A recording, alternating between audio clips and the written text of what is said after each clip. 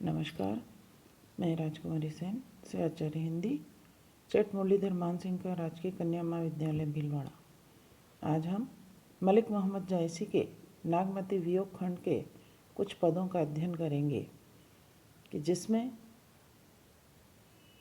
कवि जायसी ने नागमती की विरह जनित दशा का चित्रण किया है और साथ ही साथ कवि कहते हैं कि 12 मासा के अंतर्गत पूस यानी पौष महीने का वर्णन करते हुए कवि कहते हैं कि पूस जाड़ थर थर तन कांपा, सूरज जाई लंका दिसि चांपा। पूस यानी पौष, सूरज यानी सूर्य। कि यहाँ कवि कहते हैं कि पौष के महीने में जाड़ यानी जाड़ा या सर्दी, कि पौष के महीने में सर्दी से शरीर जो है वह थर थर काँप रहा है और सूरज भी लंका दिशा की ओर जा रहा है। कहने का तात्पर्य कि सूर्य जो है वह दक्षिणायन हो गया है। आगे नागमती कहती है कि विरह और विरह की बाढ़ के कारण यह शीत, स्यू यानी शीत या सर्दी की शीत जो है वह और भी दारुण हो गया है। और नागमती कहती है कि जिसके कारण मैं कांप कर मर रही हूँ। कि ये दोनों यानी शीत और विरह दोनों ही मेरे जीव यानी प्राण हर रहे हैं। आगे वो कहती है, कंत कहाँ लागो ओहि हियरे, पंथ अपार सूझ नहीं नियरे। सौर सपेती आवे जूड़ी, जानहु सेज हिवंचल बूढ़ी। आगे नागमती कहती है कि मेरे प्रियतम न जाने कहाँ हैं, कि यदि वह मेरे पास होते तो मैं उनके हृदय से लगकर इस शीत से मुक्ति पा जाती।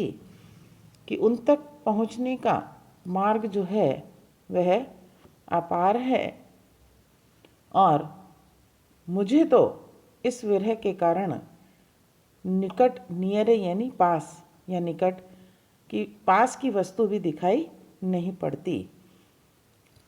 कि शैया पर सपेती यानी सफ़ेद, कि शैया पर बिछी हुई सफ़ेद चादर पर पैर रखते ही मुझे जूड़ी सी यानी कपकपी सी चढ़ जाती है। ऐसा लगता है कि मानो यह शैया बर्फ़ में बूढ़ी यानी डूबी हुई हो। कहने का तात्पर्य है कि शैया बर्फ़ के समान ठंडी प्रतीत होती है।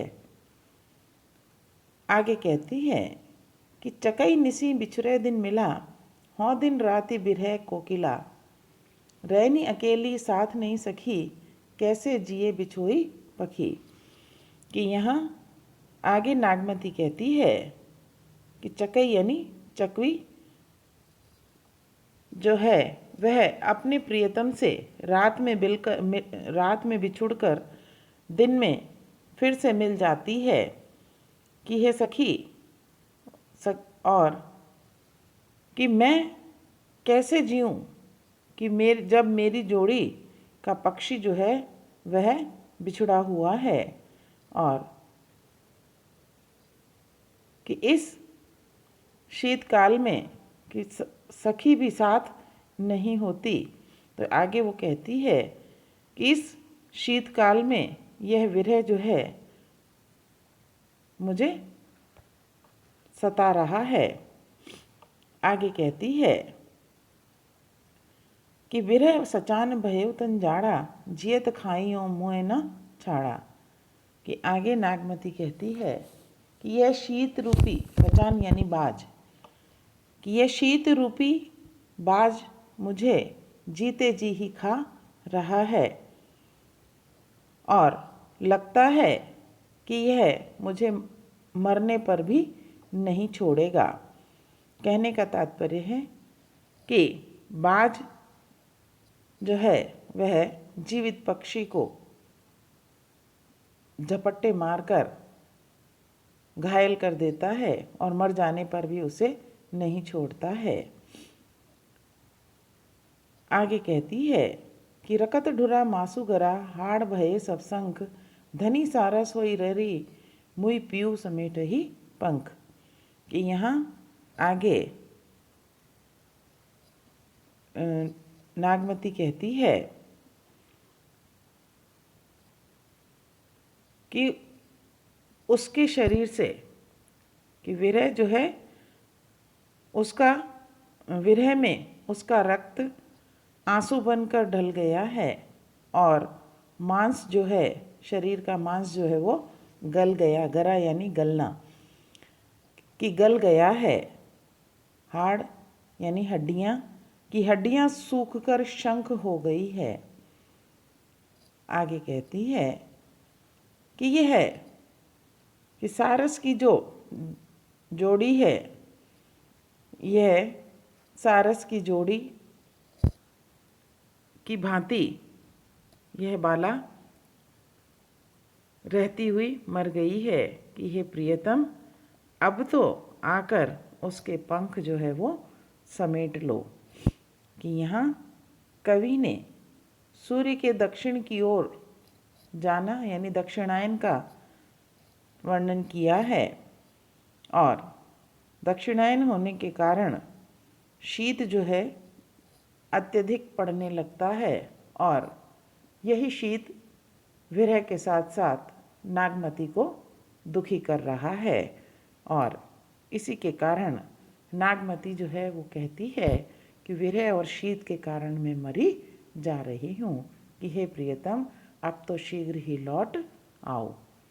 आगे कहती हैं कि लागेऊ माघ परय अपाला विरह काल भयऊ जड़काला। कि यहाँ नागमती जो है वह कवि नागमती के माध्यम से माघ महीने का वर्णन करते हुए कहते हैं कि माघ का महीना लग गया है और अब पाला जो है वो पड़ने लगा है। कि विरह का जो काल है वह विरह का काल जाड़े के समान मुझे प्रतीत हो रहा है। आगे कहती है पहल पहल तन रुई झाँपे हहरी हहरी अधिकों ही कापे। कि शरीर को कि जितना रुई के फाहों से ढका जाता है हृदय उतना ही अधिक कांपता है। आगे कहती है कि आई सूर होई तपु रे नाहा तो ही बिनु जाड़ न छूटे माहा। कि हे प्रियतम अब तुम आओ और सूर्य बनकर, सूर्य यानी सूर्य, कि सूर्य बनकर तपो। कि बिना तुम्हारे इस जाड़े से इस शीत से मुक्ति नहीं मिल सकती। तो हे प्रियतम तुम शीघ्र ही लौट आओ। आगे कहती है कि एहि माँ उपजे रस मूलू तू तो भौर मोर जोबन फूलू। आगे नागमती कहती है कि हे प्रियतम तुम कि इस माघ मास में रसमूलू यानी काम जो है वह कामदेव उत्पन्न होता है और जो वसंत में कहते हैं कि वनस्पतियों पर फूल के रूप में प्रकट होता है। तो हे प्रियतम तुम मेरे इस यौवन रूपी पुष्प का रस लेने के भ्रमर हो, अतः शीघ्र तुम भ्रमर बनकर आ जाओ। कि नैन चुवही जस मोहबट नीरू, तो ही बिनु अंग लाग सरचीरू। आगे नागमती कहती है कि मेरे, हे प्रियतम, कि मेरे ये जो नेत्र हैं वह विरह के कारण इस प्रकार चू रहे हैं कि जैसे माघ की वर्षा का जल बहता है उसी प्रकार नेत्रों से जल बह रहा है। और उस जल से मेरे ये जो अंग पर ये जो चीर यानी वस्त्र, ये जो वस्त्र मैंने धारण किए हुए हैं, ऐसा लगता है कि जैसे उनमें चीर के समान जो सरकंडे हैं उन सरकंडों में आग लग गई है। आगे कहती है कि इस विरह के कारण शरीर जल रहा है और वस्त्र बाण के समान प्रतीत हो रहे हैं कि टप टप बूंद परही यस ओला, बिरह पवन होई मारे झोला। कि नागमती आगे कहती है कि हे प्रियतम, कि बूंद जो है, बूंदें टूट टूट कर टप टप करती हुई ओले के समान गिरती है और वह जो है वह पवन बनकर झोला मारता है। आगे कहती है कि ही का सिंगार को पहरू पटोरा, गियू न हार रही होई डोरा। कि आगे नागमती कहती है कि हे प्रियतम, कि यह जो कि इस शीत के कारण कि मेरा शरीर जो है वह शीतल हो रहा है और इसी कारण वो कहती है कि मैं किसके लिए, कही गई यानी किसके लिए सिंगार यानी श्रृंगार करूं, पटोरा यानी वस्त्र, कि कौन से वस्त्र पहनूं। और आगे कहती है कि गीव यानी गले में कि ना हार नहीं है, क्योंकि इस विरह के कारण मेरा ये जो शरीर है वह धागे के समान हो गया है। आगे नागमती कहती है तुम बिनु कांपे धनी हिया, तन तिन उर भा ढोल, तेहि पर बिरह जराई के चहे उड़ावा झोल। कि नागमती कहती है कि हे प्रियतम, तुम्हारे बिना यह बाला जो है वह सूख कर तिनके के समान, यह शरीर जो है सूख कर तिनके के समान हो गया है और तिनके की भांति इधर उधर डोलता है। आगे कहती है कि उस पर भी यह जो विरह रूपी अग्नि है, यह अग्नि उसे जलाकर उसकी राख को उड़ा देना चाहती है। कि यहाँ कवि ने माघ मास के शीत का वर्णन किया है कि इस समय शीत जो है इतना अधिक हो जाता है कि जितना इस शरीर को गर्म वस्त्रों से ढका जाता है उतना ही शीत जो है अधिक लगता है। कि यहाँ पर ठंडी पवन जो है वह ठंडी पवन का कवि ने वर्णन किया है कि यह ठंडी पवन शरीर को दुख पहुंचाने का कार्य करती है। आगे कवि कहते हैं कि फागुन पवन झकोरा बहा, चौगुन सियु जाय नहीं सहा, तन जस पियर पात भा मोरा, तेहि पर बिरहई देई झकझोरा। कि आगे कवि जो है फागुन यानी फाल्गुन मास का वर्णन करते हुए कहते हैं कि फागुन मास में पवन जो है वह झकोरों के रूप में बहने लगता है कि जिससे सियु यानी शीत 4 गुना बढ़ गया है। कि वह शीत किस प्रकार से सहन किया जा सकता है। नागमती कहती है कि मेरा यह जो शरीर है यह पियर यानी पीला, पात यानी पत्ता, कि मेरा यह शरीर जो है वृक्ष के पीले पत्तों के समान हो गया है। हे प्रियतम, अब यह है कि तुम्हारे विरह में ठहर नहीं सकता। आगे कहती है कि जो विरह पवन बनकर उसको झकझोर रहा है। कहने का तात्पर्य है कि नागमती फागुन में चलने वाली हवा और हवा जो है वह पीले पत्तों को वृक्ष की शाखाओं से गिरा देती है। उसी प्रकार विरह जो है वह नागमती के शरीर को समाप्त कर रहा है। आगे कहती है, तरिवर झरही झरही बन ढाका, भई ओनत पूली परिशाखा, करी वनस्पति हिये हुलासु, मोह कह भाचक धून उदासु। नागमती कहती है कि वृक्षों से, तरिवर यानी वृक्ष, झरही यानी झरना, कि वृक्षों से पत्ते जो हैं वह झड़ रहे हैं और वन ढाके जो है वह भी झड़ रहे हैं। कि आगे कहती है कि फूल फल वाली शाखाएं पत्तों से रहित हो गई हैं और संपूर्ण वनस्पतियों में हुलास यानी उल्लास भर गया है और उनके उल्लास से के प्रतीक नव पल्लव जो हैं वो निकल आए हैं। लेकिन आगे कहती है कि मेरे लिए तो ये संसार सूना हो गया है, उदास हो गया है। आगे कहती है कि फागु करही सब चांचरी जोरी, मोहितन लाई दीन जस और होरी, जौपे पियू जरत अस पावा, जरत मरत मुहि रोस न आवा।